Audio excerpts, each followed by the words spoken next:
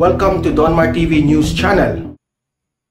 Okay, magandang umaga sa inyong lahat. It's 6 o'clock in the morning here in the Philippines. Magandang umaga, magandang hapon, magandang gabi sa lahat ng mga heroes natin dyan, ng mga OFWs, and also sa mga audience ko dito sa Pilipinas from Luzon, Visayas, and Mindanao. Hello, good morning sa inyong lahat. Guys, medyo yung aking boses ngayon ay medyo hindi maganda dahil nagkasipon tayo, no? May lagnat tayo pero patuloy pa rin tayo sa ating mga balita. Guys, may good news na naman tayo. Ipapatuloy ko itong mga good news na ibinalita natin dahil hindi ito binalita ng mainstream media. Okay, unang-una sa good news natin sa nangyari kahapon sa ating Pangulong Bongbong Marcos. Okay, itong si Presidente Bongbong Marcos, in-inspection na naman ang Ormoc City. Ano yung in-inspection niya? Yung airport na ginawa doon. Okay? Isa ito sa itatalakay natin na hindi ito binalita ng media. Okay?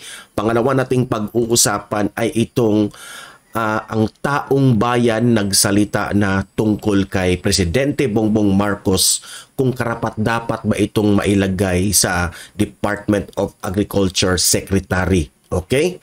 Malalaman natin yan. May video akong ipapakita sa inyo na nagpapatunay kung ano ang mga sinasabi ng taong bayan tungkol dito. Okay?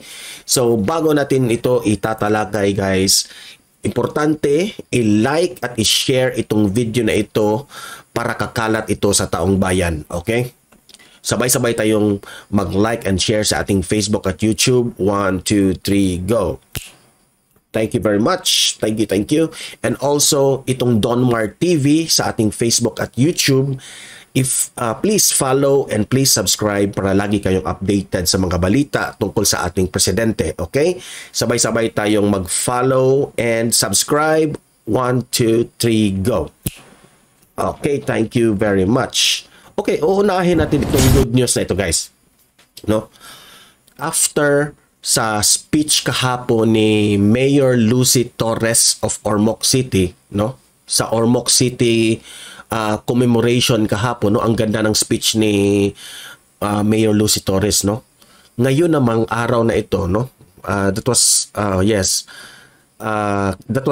kahapon ng hapon, in-inspection ni Presidente Bongbong Marcos ang airport na ginawa, no, ng Ormoc City, no?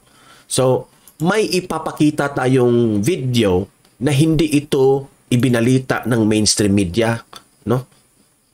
Hindi ito binalita ng mainstream media. Nagtataka nga ako Maganda itong mga pangyayari tungkol kay Presidente Bongbong Marcos. Ngunit wala talaga akong nakita na ibinalita nito. Meron, pero ano lang, yung government media, yung PTV. Yung iba wala.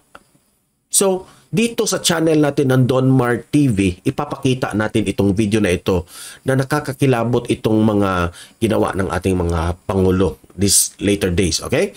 So, without further ado, panoorin natin ang video tungkol dito sa inspeksyon ni PBBM sa airport ng Ormoc.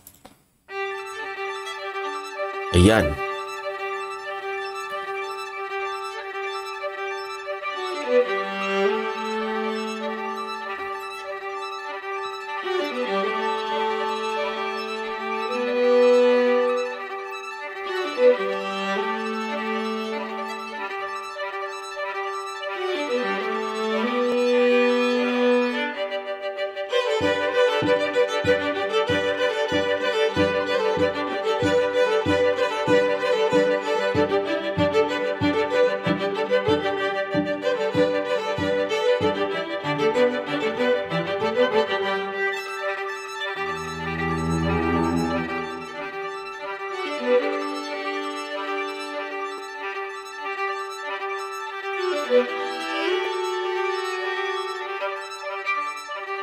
Okay, ayan. So, makikita natin sa video na kasama niya sina Mayor Lucy Torres of Ormoc City at itong si Representative Richard Gomez, yung asawa ni Mayor Lucy.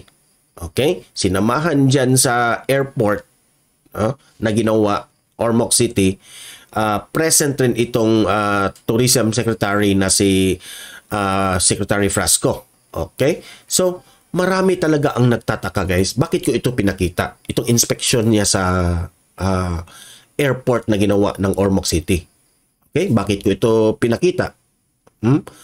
Marami talaga ang nagtataka mga ganitong bagay, no? Mabuting mga ginagawa ng ating Pangulong Bongbong Marcos, ng ating Pangulo, hindi binalita ng mainstream media, no? Nagtataka lang tayo. Ngunit maraming beses ito nangyari rin kay Presidente Rodrigo Roa Duterte noon, no? So tayo na lang dito sa bilang vlogger ni PBBM, no? Since from the kanyang kampanya, sinuportahan natin itong si PBBM. Hanggang ngayon naman ipapakita natin itong mga good news na ito na ginawa ng ating Pangulo, no? Deserve ni Presidente Bongbong Marcos na ipakita ang itong mga ginawa niya natin sa Pilipinas, ha?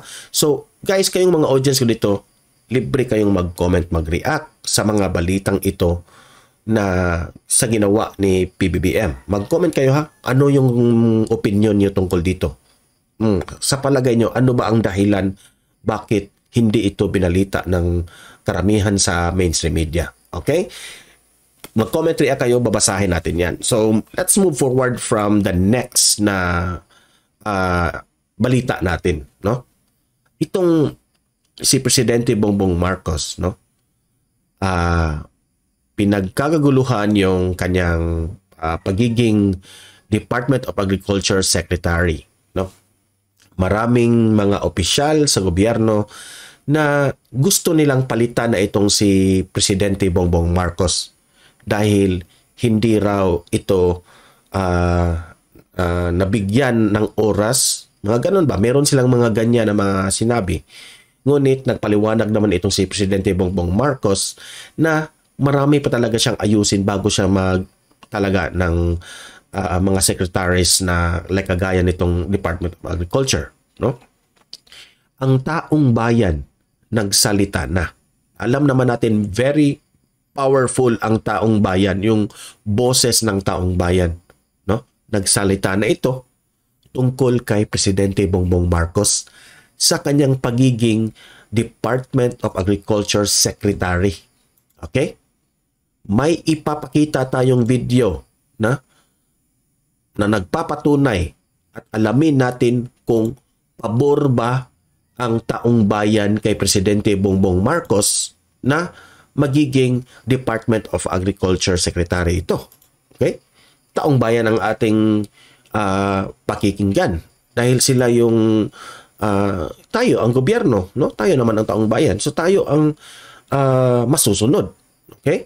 So panoorin natin itong video kung saan sa Publico survey ipinakita na ano talaga ang boses ng taong bayan when it comes to the Department of Agriculture Secretary na si PBBM ang nandyan. Okay? So, without further ado, ating panoorin itong video na ito. Bayan mananatili kay Pangulong Ferdinand R. Marcos ang pangasiwa sa Department of Agriculture. Naghayag naman ng pagsuporta mga opisyal ng DA sa desisyon na ito ng Pangulo. At karamihan din ng taong bayan pabor sa pag-upo ng Pangulo Pabor, sa Agriculture pabor. Department. May ulat si Mark Petalco. 6 sa bawat 10 Pilipino ang pabor sa pag-upo ni Pangulong Ferdinand R. Marcos bilang kalihim ng Department of Agriculture. So, pabor ang taong bayan, klarong-klaro yan. Ha? Mahiya naman kayo dyan mga kumukontra. Base sa pahayag 2022 quarterly survey ng Publicus Asia, 63% sa mga respondent ang nagsabing sang-ayon sila sa aksyon ng Pangulo na pangasiwaan ng DA. 15% ang hindi sumang-ayon habang 22% ang undecided. Isinagawa ang survey mula September 16 hanggang 20 sa 1,500 adult respondents. Maging ang mga opisyal ng DA, suportado ang pamumuno ni Pangulo Marcos. Opisyal ng Department of Agriculture, mga opisyal, pabor kay Presidente Bongbong Marcos. Good news yan. Ayan siya Kaya sa gitna ng panawagan magtalaga na ang Pangulo ng permanenteng kalihim ng DA, iginiiti Pangulo Marcos na hindi pa panahon para ipaubaya ang posisyon sa iba. Correct. I think when we are able to say that the DA's functions are properly, Ito kahapon ha, binalita na ito. Ipinakita ko na ito kahapon. the DA's functions are properly institutionalized, and the structural changes that we need to make in the DA have been made, and the appointments in the DA have already been made, then saka ako bibitaw. Yan ang hindi, ito yung bagay na hindi maintindihan ng mga laging kumukontra dyan sa kay PBBM na bilang DA Secretary. Kailangan aniya ang kapangyarihan ng Panguluhan para matugunan ang malalim na problema sa kagawaran na tumambak na sa pagdaan ng mga taon. The problems are so difficult that it will take a president to change and turn it around. Very deeply embedded ang mga problema na natin sa agrikultura. Ito ay nangyari sa napakaraming taon, kaya hindi ganun kabilis, hindi ganun kadali na ibalik sa ating magandang sistema dati. Kaya I think Yung sinabi niyang problema, ano yun? Diba? Yun ang mga sinasabi natin. Ano yung mga problema na yun? Okay.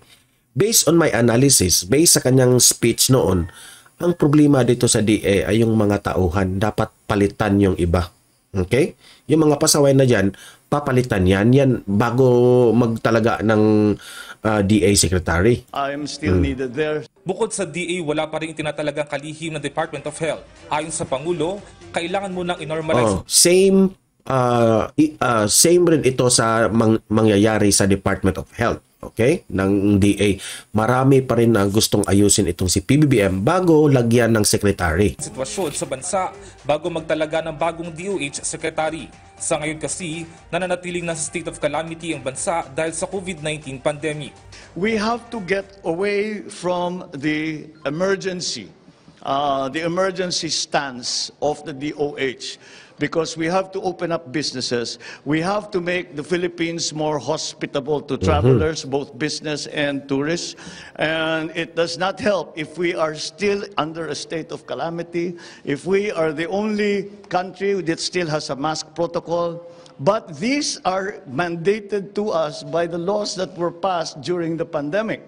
So kailangan pa nating ayusin yun. Hindi na rin aniya dapat tratuhin bilang emergency ang COVID-19, lalo't hindi na ito kagrabe kumpara sa mga nakalipas na taon.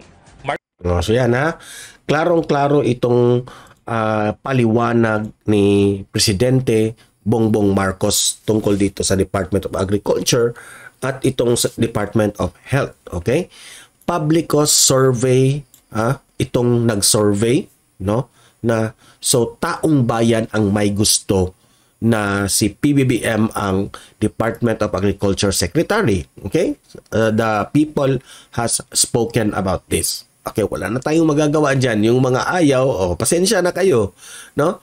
Pati Department of Health Secretary na yan, pareho ang kailangan. No? Marami pang ayusin ang mga ahensyang ito na Department of Agriculture ay itong DOH natin. Okay? So, with that said, hintay lang tayo dahil may ginagawa naman ang ating Pangulo tungkol dito. Okay? Inaayos ang Department of Agriculture, inaayos ang Department of Health bago maglagay ng official na Department of bago maglagay ng mga secretaries dito sa DA at sa DOH. Okay? Klarong-klaro ang explanation ni Presidente Bongbong Marcos dito. Okay? So kayong mga audience ko dito, importante guys na i-like at i-share itong video na ito para kakalat ang balitang ito. Marami ang makaalam kung bakit. Okay? Kasi hindi ito masyadong ipinaliwanag ng husto ng ating mga mainstream media eh. At saka, follow and subscribe Donmar TV sa Facebook at sa YouTube para lagi kayong updated sa mga balita tungkol kay Presidente Bongbong Marcos. Again, good news na naman kay PBBM. Mabuhay ka, Presidente Bongbong Marcos, at ang iyong presidente na si VP Inday Sara, na mahalin natin ang Pilipinas always. Okay? So, patuloy natin susuportahan itong mga great leaders natin. Okay? So guys, hanggang dito na itong video na ito. Have a great day. God bless everyone.